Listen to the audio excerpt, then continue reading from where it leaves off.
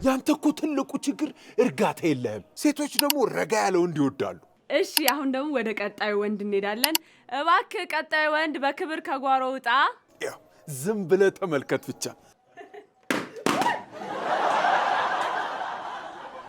ምንድነው? እንደዚህማ በፍጹም አይቻልም። ንፋስ ይሆናል ያፈንዳባቸው። እንደገና ስጫቸው። ምን ማለት ነው ደግሞ?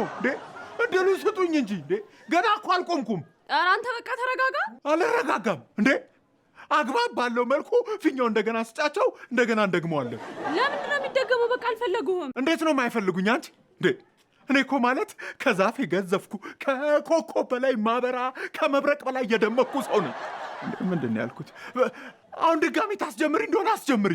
በቃ እሺ አንተ ሂድን፣ ፊኛውን እሰጣችኋለሁ። ይኸውልህ አሁን ካፈነዱት ግን አፈነዱት ነው። እሺ አታሟርቺ አንቺ ሟርተኝ።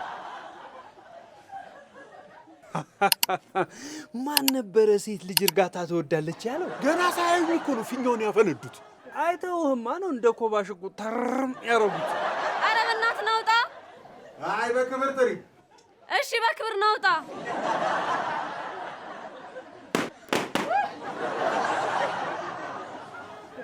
እንዴ ቆይ ከዚህ በፊት እንተዋወቃለን?